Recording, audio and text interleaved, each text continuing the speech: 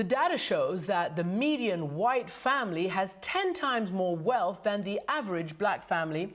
Our next guest, Mirza Baradaran, is a law professor at the University of California, Irvine.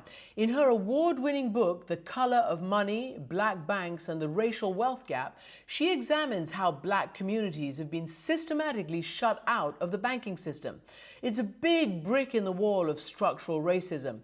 And our Michelle Martin has been looking into these issues even before the current crises that we've been talking about that are sweeping America.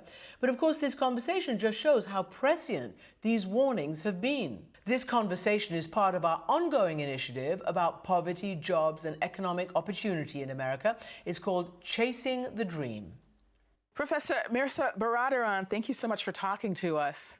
Thank you so much for having me. So your latest book is called The Color of Money, Black Banks and the Racial Wealth Gap, and it's specifically about the role of black banks. But your work is so much more than that. One of the things that you say in the book is that the wealth gap is where historic injustice breeds present suffering. That this is rooted not just in slavery, but in the history immediately following slavery. How does slavery, which ended in 1865, have present-day consequences?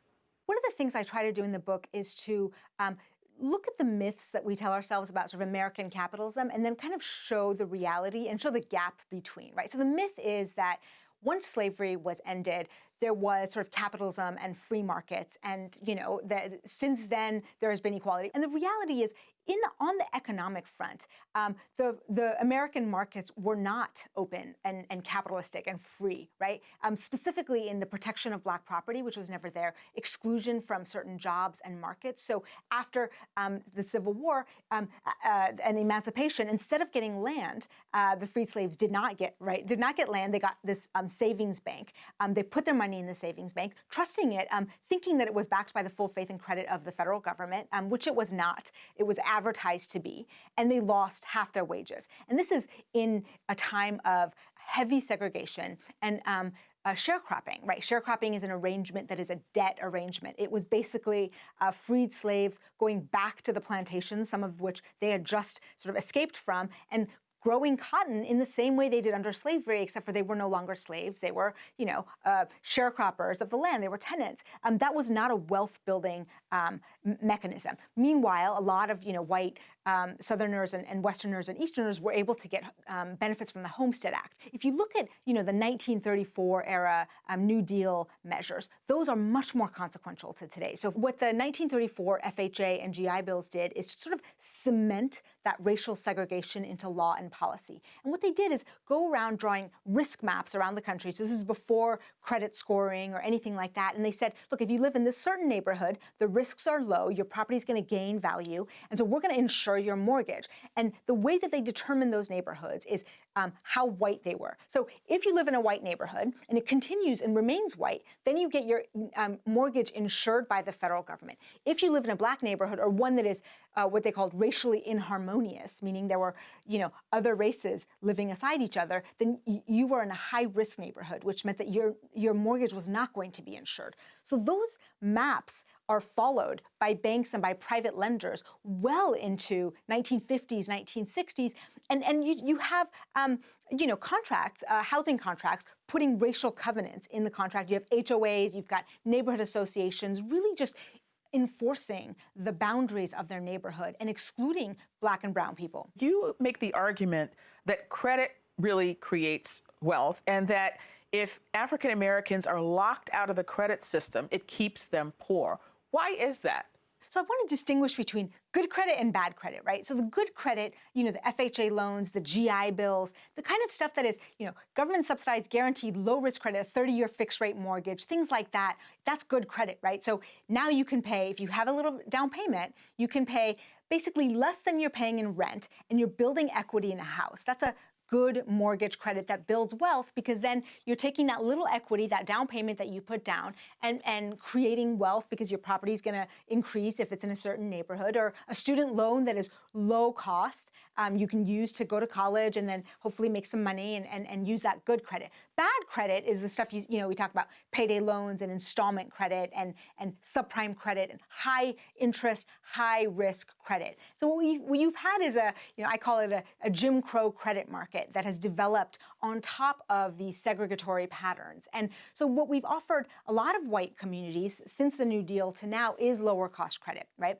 And then to Black communities, it's been installment credit, subprime credit that sort of blew up in those spaces, and credit that is not wealth building. So I want to distinguish credit, the two types of credit. So we're not just talking about all access is good access, right? So just, payday lending is not good. You make the point that white immigrant groups have at points in their history faced the same kinds of restrictions that Black people have. I mean, they were locked out of lending institutions. They were segregated in certain neighborhoods at some point. But you say that they've had a very different trajectory. Tell me more about that. In fact, you cite the Bank of Italy as an example, which was formed when Italian immigrants faced discrimination and were ghettoized. What happened there? A very different history than that of most of the banks that arose to serve Black people. What happened there, and why so different?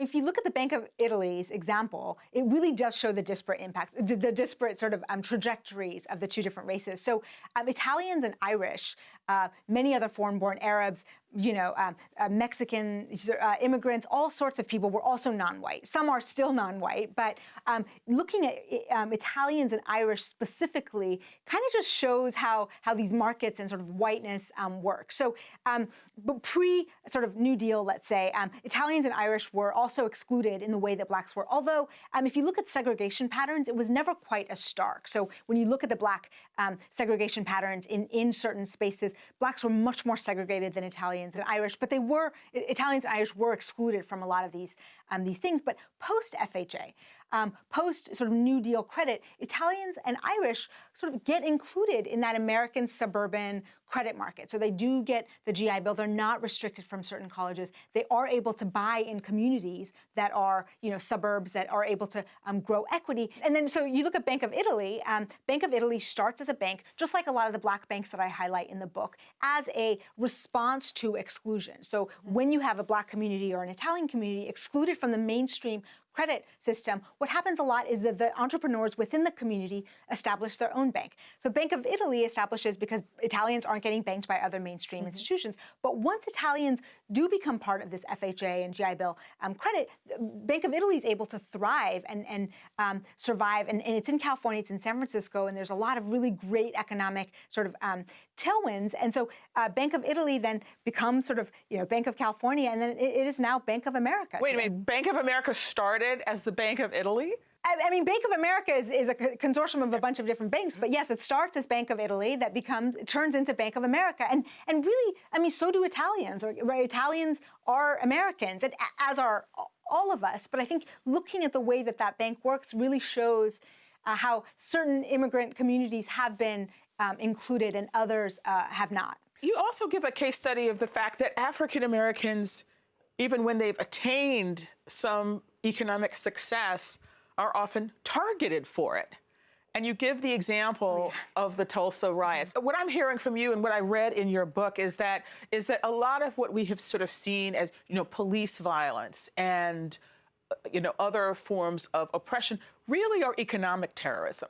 And it's really intended as much to terrorize people in a physical sense as it is to kind of deprive them of the opportunity to gain equality through economic standing, which is something that other groups have been able to attain. Is there any place that contradicted that pattern? I mean, you do talk about Durham, North Carolina. Can you talk a little about that? Yeah. And how is that different? Durham, I sort of contrast with Tulsa in that Durham understood that they were in a very precarious situation. They were also very successful Black businesses, but they purposefully did not build the tallest building in town. They built a smaller, more humble building, right? And so they kept that wealth more hidden and more sort of secondary to the white structure. When you're a minority group in a majority environment, what, you know, the survival dictates apparently the route that Durham went. But I will say on that terrorism point and the riot point, I mean, the majority of U.S. history, when we talk about terrorism, we talk about riots and violence, it is white violence against blacks.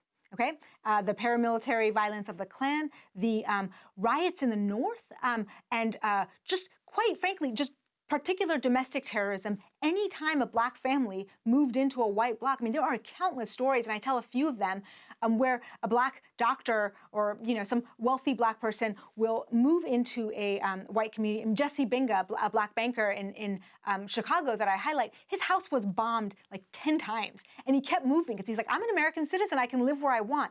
Dr. Ossian Sweet moved into a building, and a white mob gathered, and they started throwing, bricks and setting a fire. And he was armed and brought his friends, and they kind of shot out in self-defense, which is their right, sort of, to protect his home. And he gets charged with murder because someone in the crowd is killed by one of the bullets. And so you have actually a pattern of white violence against black homeowners. So when we talk about capitalism, we have to talk about whose property are protected by the laws, right? Max Weber talks about the monopoly of violence that a state holds.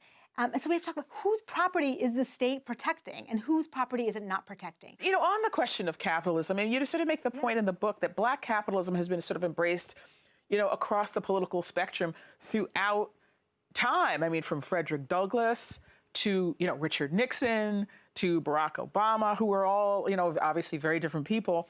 You know, in theory, it should work, right? In theory, it should work. I mean, it goes back to one of the sort of the core principles of your book is that, you know, without wealth, political equality is very hard to attain. So why hasn't it worked? So Nixon really staked his administration on black capitalism. And I focus on it a lot in the book because that's kind of the world we live in, right? This theory that, look, what black communities need is more capitalism and more entrepreneurship. His opponent during that election in 1968 is Hubert Humphrey, who says, you can't have black capitalism without capital. Right? And that's essentially the point I'm trying to make in the book. That's the point Frederick Douglass makes. So Frederick Douglass believes in capitalism, but he says you can't have freedom. You can't have capitalism without land, right? Because if you don't have land, you actually don't have freedom. And that's essentially what happened. Frederick Douglass was proved right in the post-Civil War era because slaves didn't have land, they lost the vote, they lost access to political systems, they lost equality and freedom. We can keep talking about entrepreneurship and opportunity zones and things like that, but we have to look at the structures of how capitalism works and what the laws of capitalism are. Capital just grows unto itself, right? If you don't have capital, it's really hard to get capital if the structure of capitalism is just going to keep sort of perpetuating certain things toward capital, right? So I think looking at homes today, right, looking at the way that property increases in value or decreases in value, when you still see that wealthy black people, their properties aren't increasing in value if they live in a predominantly black neighborhood, that's capitalism, right? That's the market coding the racial preferences of market participants, right? And so insofar as the market is coded with racism, capitalism is not going to work. But I also want to make the point that we actually have never really had true capitalism in America. I think that's one of the biggest myths is we have had a lot of subsidies for white families. The FHA, the New Deal, GI Bills, FHA, that was not capitalism. That was the government coming in, making maps of certain neighborhoods and guaranteeing mortgages in white neighborhoods and not guaranteeing them in black neighborhoods. So if you're going to look for where capitalism has been, it's been in the black neighborhoods. They have had no government subsidies, whereas white neighborhoods have had government subsidies. Looking at the tax code, right? We have a tax code that benefits the middle class, you know, through our mortgage interest deductions, college saving bills. So I just want us to think hard about what we mean when we talk about capitalism. So give us some ideas, some of your ideas for how you would correct this. really, it's simple. I mean, we know how to create wealth for families. We did it through the FHA. We did it through the New Deal. So I've suggested, a new Homestead Act that takes some of the benefits of the last Homestead Act and without some of the bad parts, and looks at how, cities evolve and looking at sort of revitalization that is not gentrification, right? So what you have in a lot of spaces right now is the stripping of Black spaces as whites are coming back in, right? So the FHA, whites left to go to the white suburbs, and we're able to, gain from that. And now you have the reverse trend. And so a lot of Black families are getting dispossessed of their homes and being resegregated into different areas. So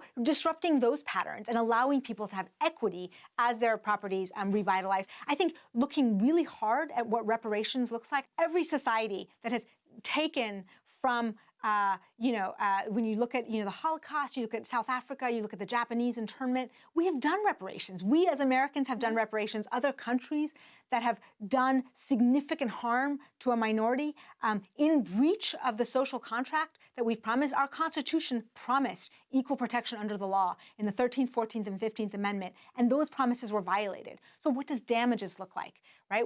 How do we make that right? And you can call it reparations, you can call it damages, you can call it whatever you want to, but what you have to acknowledge is the harm.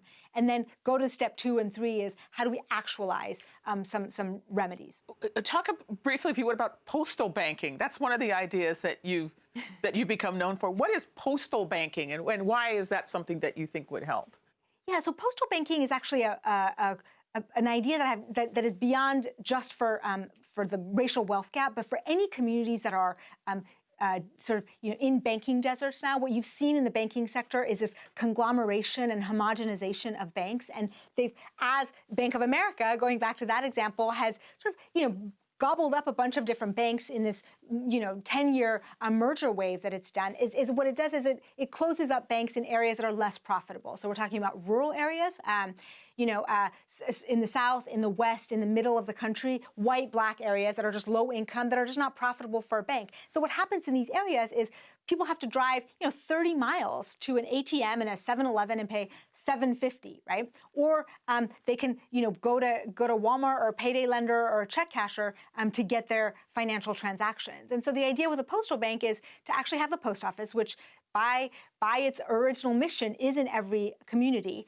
just allow for simple banking. So this is, a debit card so you can participate in nationwide commerce, and a checking account so you can pay your bills online and not have to operate in cash. As this is just a simple idea, I think that would benefit a ton of communities, not just Black and brown communities, but certainly also to that. I don't think that's a solution to the vast racial wealth gap. I think we need bigger guns for that, but this is a solution to a problem of, poor families spending 10% of their income on financial transactions that the rest of us don't pay for because we have bank accounts. Professor Mehrsa Baradaran, thank you so much for talking with us today. Thank you so much for having me. I really appreciate it. It's an honor.